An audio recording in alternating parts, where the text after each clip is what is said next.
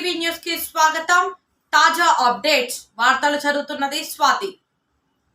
మడకశిర పట్టణంలో గాంధీనగర్లో ఉన్న ప్రభుత్వ బాలికల పాఠశాల వసతి గృహంలో ఈ రోజుతో పరీక్షలు ముగియడంతో వేసవి సెలవులు ఇచ్చారు. పాఠశాల వసతి నందు విద్యార్థులు సంతోషంతో వాళ్ళ తల్లిదండ్రులతో కలిసి ఊరికి వెళ్లడానికి రెడీ అయ్యారు.